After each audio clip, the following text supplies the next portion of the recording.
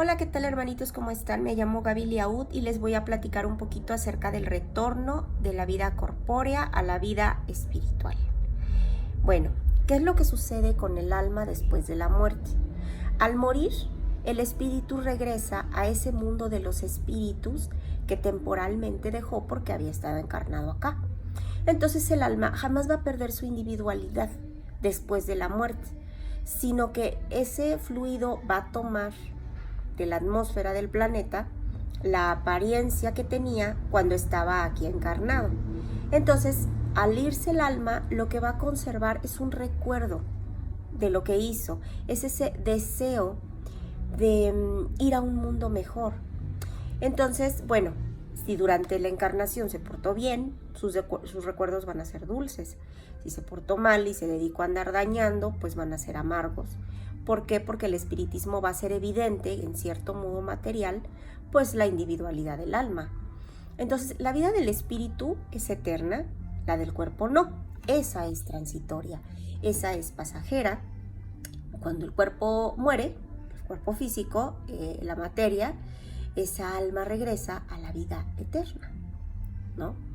Bueno, regresa porque les comento que es eterna la vida del espíritu.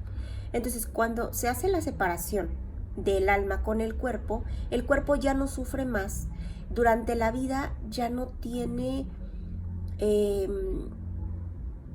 durante la vida el espíritu sufre más que lo que sufre cuando se están desprendiendo. ¿Por qué? Porque ya se va. Entonces, el alma ya no participa en esos momentos. Los sufrimientos que en ocasiones se experimentan durante ese proceso de la muerte son un goce para el espíritu que ve llegar el término de su exilio. Entonces, en la muerte natural, la que sobrevive el agotamiento de los órganos es la consecuencia de la edad. Entonces, el hombre de la vida, sin caer en cuenta, cuando una persona está viviendo, tiene la responsabilidad de hacer caridad, de hacer el bien, de hacer oración, de tener buena fe. No solo fe, buena fe. Y si no lo hace, pues también es... A lo mejor no está dañando directamente, pero si pudo haber hecho un bien y no lo hizo, pues eso también se toma en cuenta, ¿no? Entonces, cuando es una muerte natural, por ejemplo, los órganos se van a ir debilitando y entonces ya simplemente se separan. Es como una lámpara que se apaga por falta de combustible. Simplemente ya vivió lo que tenía que vivir, ya dio lo que tenía que dar. Entonces, esta separación hace que se rompan los vínculos que se retenían y entonces el alma se va a ir separando de forma gradual, se va a ir desprendiendo de las ataduras porque esas solamente se sueltan, no se quiebran. Y bueno, eso es cuando fue una persona buena, es cuando fue una persona de bien.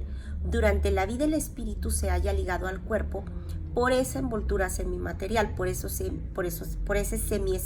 periespíritu. Entonces la muerte va a destruir al cuerpo, a la materia, pero a la segunda envoltura, que es el periespíritu, pues nunca, jamás. Entonces, esta se separa del cuerpo y el cuerpo es lo que tiene la vida orgánica, ya lo platicábamos en videos anteriores. Entonces, la observación ha probado que el desprendimiento durante ese proceso de la muerte no es completamente en ese momento, sino que poco a poco, se podría decir que es gradual, porque el desprendimiento, el plazo incluso es variable.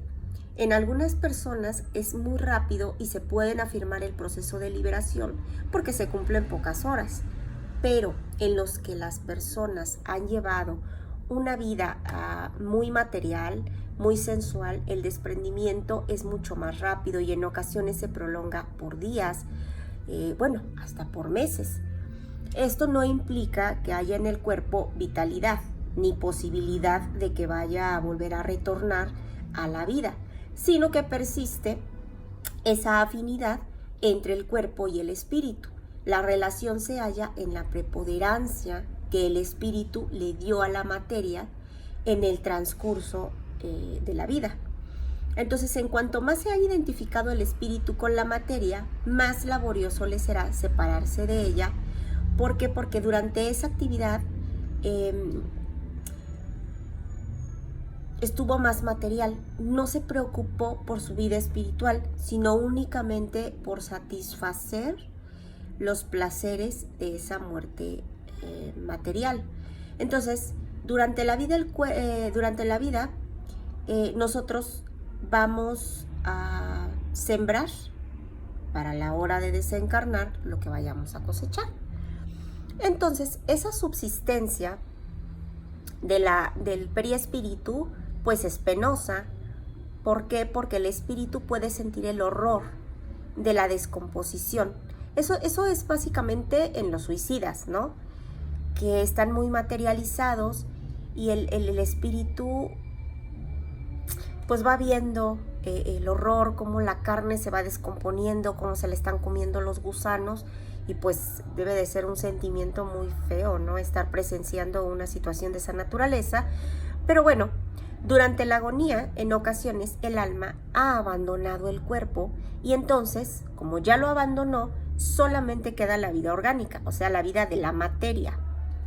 El hombre ya no tiene conciencia de sí mismo y le resta un soplo de vida, pero el cuerpo lo podemos comparar con una máquina, por ejemplo, en la que el corazón está moviendo.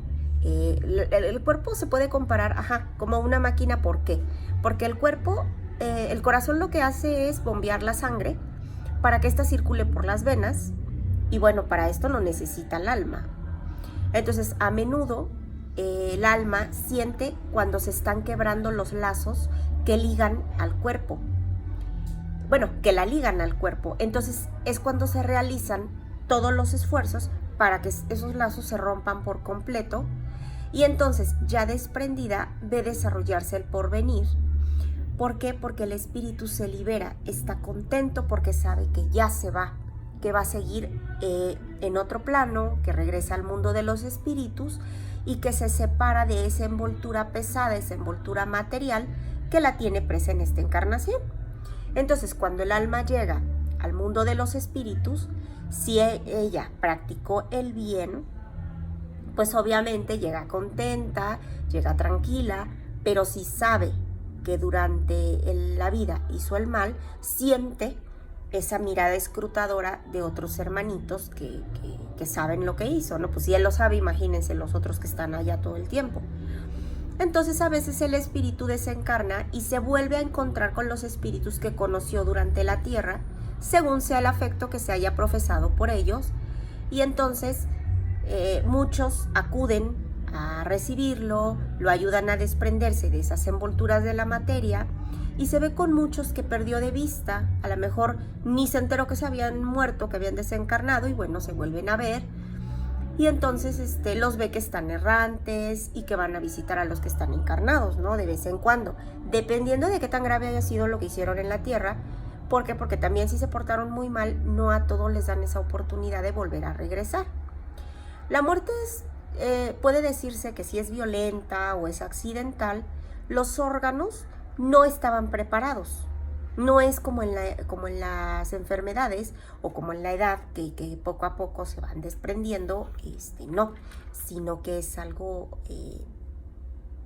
que se da de golpe. Pues si hablamos, por ejemplo, de la decapitación, muchas veces el hombre conserva esa conciencia de sí mismo por unos minutos hasta que la vida orgánica se va extinguiendo por completo, pero la aprehensión a la muerte le ha hecho perder esa conciencia que tenía antes del suplicio.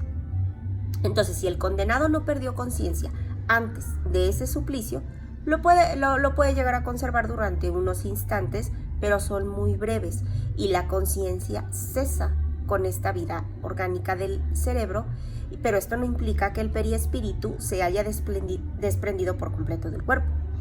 Entonces, en todos los casos de muerte violenta, cuando ésta no es producida gradual por las energías vitales, o sea, cuando no fue algo poco a poco, sino que fue algo violento, esos lazos que tiene el cuerpo con el periespíritu son más tenaces y el desprendimiento se opera con mayor lentitud. Bueno, ahora les voy a platicar un poquito sobre la muerte espírita. El alma, cuando ya deja el cuerpo, permanece en un estado de turbación, pero esa turbación depende del grado de elevación de cada persona, porque el que está purificado vuelve casi inmediatamente porque se ha desprendido de esa materia que durante la vida tuvo, o sea, ese cuerpo que tuvo utilizando, ¿no? Esos años que vivió. En cambio, un hombre carnal cuya conciencia no es pura, conserva más tiempo esa impresión de la materia. ¿Por qué? Porque se dedicó a los placeres de la vida material y no se encargó del espiritual, no hizo oración. Y recordemos que la oración es el alimento del alma. Entonces, el conocimiento del espiritismo ejerce una influencia muy grande. Por eso, las personas es más fácil que comprendan su situación. ¿Por qué? Porque los espiritistas saben que hay una influencia en la práctica del bien y la conciencia pura, aunque también hay que señalar que hay muchos que son espiritistas y dicen, yo soy espiritista, pero ven a alguien en la calle y no son para comprarle, por ejemplo, una torta y un refresco. Al contrario, hasta se alejan y se van por otro lado porque dicen, ay no, guácala, está sucio. Y ellos se hacen llamar espiritistas y estudian y intelectualmente son muy inteligentes y saben y conocen, pero simplemente están adquiriendo ese conocimiento, pero en sus manos han tenido la oportunidad de ayudar y no lo hacen. ¿Por qué? Porque no les nacen. Saben las consecuencias, pero no les nacen. No tienen desarrollado el amor, el afecto por otras personas. Entonces el conocimiento del espiritismo nos ayuda también a esto. Al principio de la muerte todo es confuso porque el alma necesita un tiempo para recobrarse. Se halla como aturdida, al igual que en el estado de un hombre, sale de un sueño profundo y trata de darse cuenta, trata de entender su situación. Entonces la lucidez de sus ideas y el recuerdo del pasado le vuelven conforme se va borrando el influjo de la materia de que acaba de desembarazarse, a medida que se disipa la especie de niebla que oscurece esos pensamientos, porque recordemos que todos los espíritus entramos en un estado de turbación al momento de desencarnar. La duración de esta turbación sigue a la muerte, pero es muy variable. Puede ser de unas pocas horas, puede ser de meses, incluso hasta años. Aquellos quienes es más breve son los que se han identificado en la vida con su estado futuro, han pensado en qué es lo que va a pasar después y bueno, si lo puedo ir trabajando desde ahorita, pues qué mejor. Y entonces comprenden de inmediato su situación porque muchos tienen un estudio previo o tienen conocimiento de lo que sucede después de desencarnar. La turbación presenta circunstancias particulares, de acuerdo con el carácter que haya tenido cada individuo y sobre todo el tipo de muerte que hayan experimentado. ¿Sale? En las muertes violentas, por ejemplo, donde ha habido suicidio, donde ha habido suplicio, accidente, apoplejia, heridas, el espíritu se encuentra sorprendido, se encuentra asombrado, no cree haber muerto. Entonces así lo va a sostener con terquedad. ¿Por qué? Porque fue algo rápido, no entiende. Entonces ve a su cuerpo, sabe que es suyo, pero no comprende cómo es que ya se separó de él. Entonces acude junto a las personas a las que les profesaba afecto cuando él vivía, les habla, pero no entienden por qué estas personas no lo alcanzan a escuchar. Entonces, esta ilusión les dura hasta que el desprendimiento de ese periespíritu sea consumado. Solo entonces el espíritu recobra y comprende, se da cuenta que ya no es parte de los vivientes y este fenómeno se explica con facilidad. Sorprendido de improviso por la muerte, el espíritu está aturdido por ese cambio tan brusco que se llevó a cabo. Entonces para él la muerte pues es como un sinónimo de destrucción. Entonces cree que esa materia sólida